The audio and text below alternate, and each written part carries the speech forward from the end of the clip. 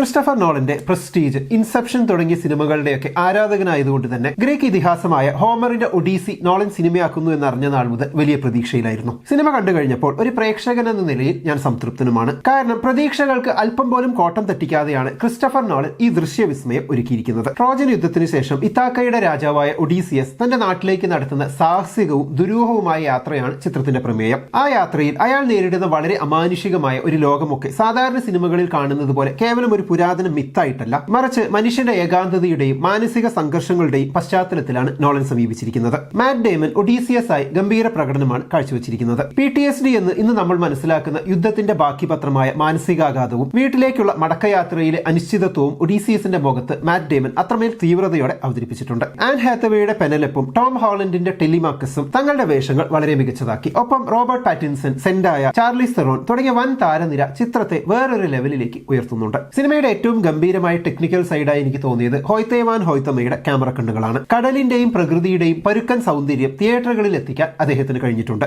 അതോടൊപ്പം തന്നെ എടുത്തു പറയേണ്ടതാണ് ലുഡ്വിഗ് കൊറാൻസിന്റെ അധികം ലൗഡ് അല്ലാതെ സിനിമയിൽ ചേർന്ന് പോകുന്ന പശ്ചാത്തല സംഗീതം. ചിത്രത്തിന്റെ മൂഡ് നിലനിർത്തുന്നതിൽ അത് നിർണായക പങ്കുവഹിച്ചിട്ടുണ്ട്. മൊത്തത്തിൽ ഏറെ സങ്കീർണമായ യുദ്ധരംഗങ്ങളും കടലിലെ അതിമാനുഷിക ജീവികളുമായുള്ള ഏറ്റുമുട്ടലുകളും തികഞ്ഞ കൈയടക്കത്തോടെയാണ് സംവിധാനം ചെയ്തിരിക്കുന്നത്. പരമ്പരാഗതമായ കഥ പറച്ചിൽ രീതികളിൽ നിന്നും മാറി ചിന്തിക്കുന്ന നോളൻ ഈ ഇതിഹാസ കഥയിലും തന്റെ സിഗ്നേച്ചർ സ്റ്റൈൽ കൊണ്ടുവരാൻ ശ്രമിച്ചിട്ടുണ്ട്. 3 മണിക്കൂറിനടുത്തുള്ള ദൈർഘ്യം അതുകൊണ്ട് തന്നെ ഒട്ടും ബോറടിക്കാതെ കാണാൻ പ്രേക്ഷകനെ സഹായിക്കുന്നുണ്ട്. ചില സംഭാഷണങ്ങളിലെ ആധുനികത ചെറിയൊരു കല്ലുകടിയായി തോന്നി. അതേപോലെ സിനിമയെക്കുറിച്ച് എനിക്ക് തോന്നിയ മറ്റൊരു പ്രശ്നം, ഈ ചിത്രം അതിന്റെ പൂർണ്ണതയിൽ ആസ്വദിക്കാൻ കഴിയുന്നത് വളരെ കുറച്ച് ആളുകൾക്ക് മാത്രമായിരിക്കും എന്നതാണ്. കാരണം ഈ ചിത്രം പൂർണ്ണമായി ചിത്രീകരിച്ചിരിക്കുന്നത് IMAX 70mm ക്യാമറയിലാണ്. ആ ആസ്പെക്ട് റേഷ്യോയിൽ നിലവിൽ സിനിമ കാണാൻ കഴിയുന്ന IMAX തിയേറ്ററുകൾ സത്യം പറഞ്ഞാൽ ലോകത്ത് തന്നെ എണ്ണത്തിൽ വളരെ കുറവാണ്. ലോകത്തിലെ ഒരുപക്ഷെ എല്ലാ സിനിമാ പ്രേമികളും കാത്തിരിക്കുന്ന ഒരു വലിയ സിനിമ അത്തരത്തിൽ വളരെ പരിമിതമായ ഒരു വിഭാഗത്തിന് മാത്രം പൂർണ്ണമായി ആസ്വദിക്കാവുന്ന നിലയിൽ ചിത്രീകരിക്കുന്നതും പുറത്തിറക്കുന്നതും സത്യത്തിൽ ക്രിസ്റ്റഫർ നോളൻ ഇനിയെങ്കിലും പുനർചിന്തിക്കേണ്ട ഒരു വിഷയമാണെന്നാണ് എനിക്ക് തോന്നിയത്. ഇതൊക്കെയാണ് സിനിമയെ പറ്റി മൊത്തത്തിൽ പറയാനുള്ളത്. ഇനി ഈ സിനിമയുമായി ബന്ധപ്പെട്ട് സോഷ്യൽ മീഡിയയിലും മറ്റും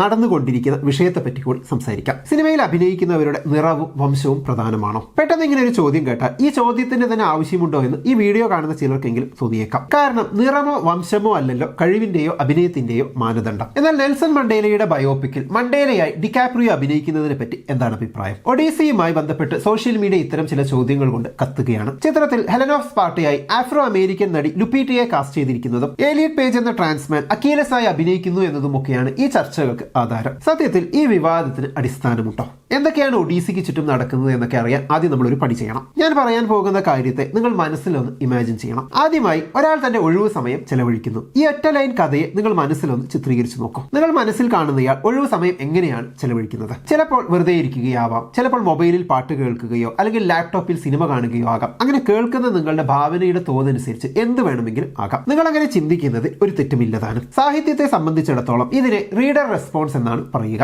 കഥാകൃത്ത് എഴുതുന്നതിനേക്കാൾ കൂടുതൽ കാര്യങ്ങൾ വായനക്കാരൻ തന്റെ ഭാവനയിൽ വികസിപ്പിക്കുന്നു എന്നതാണ് ഇതിന്റെ അടിസ്ഥാനം. ജർമ്മൻ ചിന്തകനായ ഉൾഫ്ഗാങ് ഈസർ ഇതിനെ ഗ്യാപ്പ് ഫില്ലിംഗ് എന്ന് വിളിക്കുന്നു. കഥയിലെ എഴുത്തുകാരൻ ബോധപൂർവ്വം വിട്ടുകളയുന്ന അല്ലെങ്കിൽ വ്യക്തമാക്കാത്ത കാര്യങ്ങൾ വായനക്കാരൻ സ്വന്തം അറിവുകളും മുൻധാരണകളും വെച്ച് പൂരിപ്പിക്കുന്നു. ഒരു കഥാപ്രപഞ്ചം പൂർണ്ണമാകുന്നത് കഥാകൃത്തിന്റെ ആവിഷ്കാരവും വായനക്കാരന്റെ ഭാവനയും കൂടിച്ചേരുമ്പോഴാണ്. ചുരുക്കി പറഞ്ഞാൽ ഞാൻ പറഞ്ഞ കഥയുടെ നിങ്ങളുടെ പെർസെപ്ഷൻ ആണ് നിങ്ങൾ മനസ്സിൽ കാണുന്നത്. അത് എങ്ങനെയാണെങ്കിലും അതിൽ തെറ്റ് പറയാൻ ബുദ്ധിമുട്ടാണ്. എന്നാൽ ഇനി ഞാനിപ്പോൾ പറയുന്നു, ഗാന്ധിജി അദ്ദേഹത്തിന്റെ ഒഴിവു സമയം എങ്ങനെയാണ് ചെലവഴിക്കുന്നതെന്ന് നിങ്ങളൊന്ന് മനസ്സിൽ കാണാൻ ശ്രമിക്കൂ എന്ന്. നിങ്ങളിൽ ഭൂരിപക്ഷം ആളുകളും ഒരിക്കലും അദ്ദേഹത്തിന്റെ കയ്യിൽ ഒരു മൊബൈൽ ഫോണോ അല്ലെങ്കിൽ ലാപ്ടോപ്പോ പിടിച്ചു നിൽക്കുന്നതായി സങ്കല്പിക്കാൻ സാധ്യതയില്ല എന്നാണ് ഞാൻ കരുതുന്നത്. അതിനുള്ള കാരണം ഗാന്ധിജി എന്ന വാക്ക് കേൾക്കുമ്പോൾ തന്നെ നമ്മുടെ മനസ്സിൽ അദ്ദേഹം ജീവിച്ചിരുന്ന കാലഘട്ടവും ആ കാലഘട്ടത്തിൽ ലഭ്യമായിരുന്ന എന്റർടൈൻമെന്റും എന്തൊക്കെയാണ് എന്ന ചിന്തയാണ് ആദ്യം തന്നെ കടന്നു വരുന്നത്. നമ്മുടെ ഓർമ്മയിൽ എളുപ്പത്തിൽ തെളിയുന്ന വിവരങ്ങളെ അടിസ്ഥാനമാക്കി കാര്യങ്ങളെ വിലയിരുത്താനും തീരുമാനങ്ങൾ എടുക്കാനും നമ്മുടെ തലച്ചോറ് നടത്തുന്ന സ്വാഭാവികമായ ഒരു പ്രവണതയാണിത്. ഗാന്ധിജിയെ കുറിച്ച് ചിന്തിക്കുമ്പോൾ അദ്ദേഹത്തിന്റെ ചരിത്രപരമായ പശ്ചാത്തലം നമ്മുടെ ഓർമ്മയിൽ കൂടുതൽ സജീവമായതുകൊണ്ട് ആ കാലഘട്ടത്തിന് നിരക്കാത്ത കാര്യങ്ങളെ അദ്ദേഹവുമായി ചേർത്ത് ചിന്തിക്കാൻ നമ്മുടെ തലച്ചോറ് വിസമ്മതിക്കുന്നു. സാഹിത്യപരമായി ഇത് വായനക്കാരന്റെ വിശാലമായ സങ്കല്പങ്ങളെ ലോജിക് വെച്ച് നിയന്ത്രിക്കുന്ന ഒരു പരിപാടിയാണ്. ചുരുക്കത്തിൽ അറിവിന്റെയും മുൻധാരണകളുടെയും അടിസ്ഥാനത്തിൽ കാര്യങ്ങളെ വിലയിരുത്തുന്ന നമ്മുടെ ബുദ്ധിപരമായ ഈ രീതിയാണ് ഗാന്ധിജിയെ ആധുനിക ഉപകരണങ്ങളുമായി ചേർത്ത് സങ്കല്പിക്കുന്നതിൽ നിന്ന് നമ്മെ തടയുന്നത്. സിനിമ എന്നാൽ സംവിധായകൻ മനസ്സിൽ കാണുന്ന കഥയാണ് എന്ന് പറയുമ്പോഴും അതിലെ ലോജിക് പ്രശ്നങ്ങൾ കാണുന്നവരെ അസ്വസ്ഥമാക്കുന്നത് ഇതൊക്കെ കൊണ്ടുകൂടിയാണ്. ഒഡീസിയിലേക്ക് വരുമ്പോൾ ഈ രണ്ട് സാഹചര്യങ്ങളാണ് യഥാർത്ഥ പ്രശ്നം. സംവിധായകന്റെ ഭാവനാ സ്വാതന്ത്ര്യമാണോ അതോ കഥയുടെ അക്യുറസിയാണോ വേണ്ടത് എന്ന ചോദ്യത്തിനുള്ള ഉത്തരമാണ് ഇവിടെ വേണ്ടത്.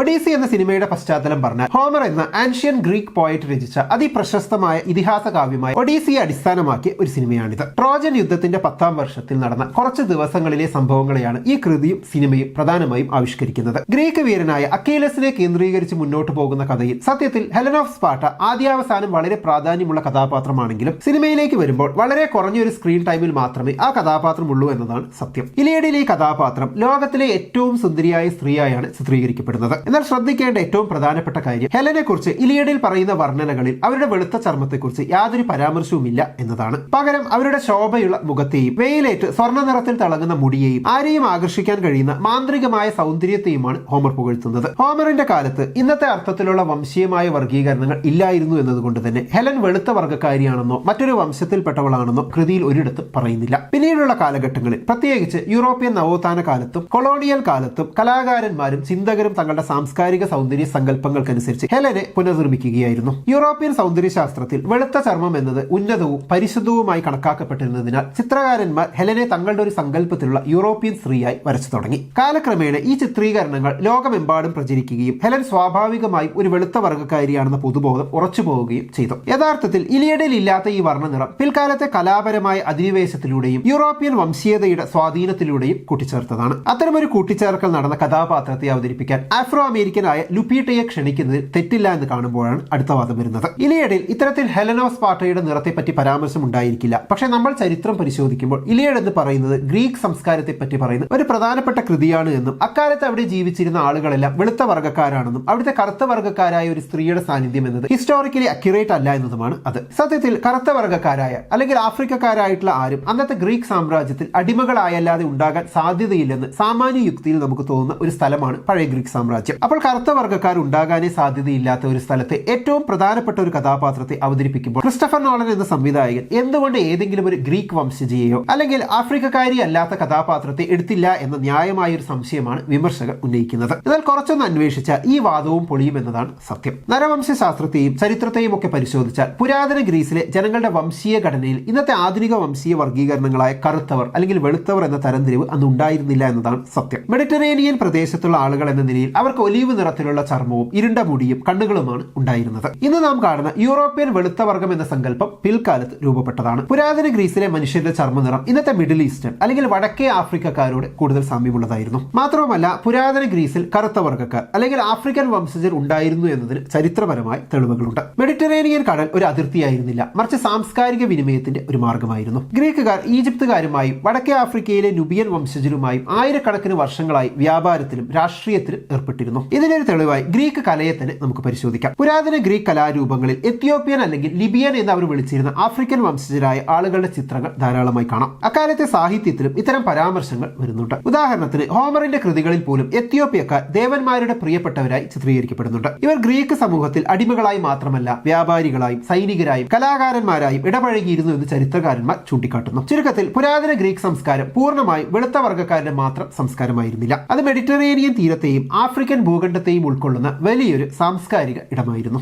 എന്നാൽ ആധുനിക ചരിത്ര രചനകളിൽ പലപ്പോഴും യൂറോപ്യൻ വംശീയത ഈ വൈവിധ്യത്തെ മറച്ചുവെക്കാൻ ശ്രമിച്ചിട്ടുണ്ട്. അതുകൊണ്ട് തന്നെ ഗ്രീസിലെ കറുത്ത വംശജരുടെ സാന്നിധ്യം വെറും ഊഹമല്ല, മറിച്ച് ചരിത്രപരമായ തെളിവുകളുള്ള ഒരു വസ്തുതയാണ്. അതുകൊണ്ട് തന്നെ സംവിധായകന്റെ ഭാവനാ സ്വാതന്ത്ര്യം എന്ന നിലയിലും ഹിസ്റ്റോറിക്കൽ അക്യുറസി എന്ന നിലയിലും ദ ഒഡീസി എന്ന ചിത്രത്തിൽ ലുപീറ്റയുടെ കാസ്റ്റിംഗിന് പ്രശ്നമൊന്നുമില്ല. ഇനിയാണ് അടുത്ത കാസ്റ്റിംഗ് വിമർശനം. നോളന്റെ തന്നെ ഇൻസെപ്ഷനിലും എക്സ്മെൻ സീരീസുകളിലുമൊക്കെ നായികയായി അഭിനയിച്ച എലൻ പേജ് തന്റെ ലിംഗമാറ്റ സർജറി നടത്തി ഏലിയറ്റ് പേജ് എന്ന പുരുഷനായി മാറിയ ശേഷം ഈ സിനിമയിൽ സിനോൺ എന്ന കഥാപാത്രമായി അഭിനയിക്കുകയാണ്. ഏലിയറ്റിനെ ചിത്രത്തിൽ അക്കീലസ് ആയാണ് കൊണ്ടുവരുന്നത് എന്നും പുരുഷൻ എന്ന വാക്കിന്റെ ചിലരുടെയെങ്കിലും പൂർണ്ണതാ സങ്കല്പമായ അക്കീലസ് ആയി ഒരു ട്രാൻസ്മെൻ വരുന്നു എന്നതായിരുന്നു ആദ്യം പലരും പറഞ്ഞ പ്രശ്നമെങ്കിലും അക്കീലസ് ആയല്ല ഏലിയറ്റ് വരുന്നത് എന്നറിഞ്ഞിട്ടും ഏലിയറ്റിനെ ഒരു പുരുഷന്റെ കഥാപാത്രമായി കാസ്റ്റ് ചെയ്യരുത് എന്നതാണ് ഇവരുടെ പ്രശ്നം. സത്യത്തിൽ ഇതൊരു വളരെ പ്രസക്തമായ വിഷയമാണ്. ഒരു ട്രാൻസ്മെനിനെ ആധുനിക സമൂഹം എങ്ങനെയാണ് പരിഗണിക്കുകയും സ്വീകരിക്കുകയും ചെയ്യേണ്ടത് എന്നത് വളരെ പ്രധാനപ്പെട്ട ഒരു ചോദ്യമാണ്. അവരെ ഒരു പുരുഷനായി തന്നെ പരിഗണിക്കണം എന്നാണ് ഞാൻ കരുതുന്നത്. ട്രാൻസ്മെൻ പുരുഷന്മാരുടെ സ്പോർട്സിലും ട്രാൻസ് വുമൻ സ്ത്രീകളുടെ സ്പോർട്സിലും പങ്കെടുക്കുന്നത് തെറ്റോ ശരിയോ എന്നതിനെ പറ്റി നമുക്ക് ഡിബേറ്റ് ചെയ്യാമെങ്കിലും സ്വയം പുരുഷനായി ഐഡന്റിഫൈ ചെയ്യുകയും കാഴ്ചയിൽ പുരുഷനായി തോന്നുകയും ചെയ്യുന്ന ഏലിയറ്റ് പേജിനെ പോലെയുള്ള വ്യക്തികൾ സിനിമകളിൽ പുരുഷ കഥാപാത്രങ്ങളെ തന്നെയാണ് അവതരിപ്പിക്കേണ്ടത് എന്നതാണ് എന്റെ അഭിപ്രായം. അവർക്ക് ആ വേഷം നന്നായി ചെയ്യാൻ കഴിയുമോ എന്ന് ആ സിനിമ കണ്ട് വിലയിരുത്തുന്നതിന് പകരം ഒരു ട്രാൻസ്മെനായ വ്യക്തിക്ക് പുരുഷ വേഷം നൽകിയത് വലിയൊരു തെറ്റാണെന്ന് മുൻകൂട്ടി ചിന്തിക്കുന്നത് ശരിയായ സമീപനമല്ല. എന്തായാലും സിനിമ കണ്ടു കഴിഞ്ഞപ്പോൾ ലുപീറ്റയുടെയും ഏലിയറ്റിന്റെയും കഥാപാത്രങ്ങളെ കാണുമ്പോൾ ഒരു അസ്വസ്ഥതയോ കല്ലുകടിയോ എനിക്ക് തോന്നിയില്ല എന്ന് മാത്രമല്ല തങ്ങൾക്ക് ലഭിച്ച ചെറിയ സ്ക്രീൻ ടൈം ഗംഭീരമായി വിനിയോഗിക്കാൻ ഇരുവർക്കും കഴിഞ്ഞു എന്നാണ് എനിക്ക് തോന്നിയത്.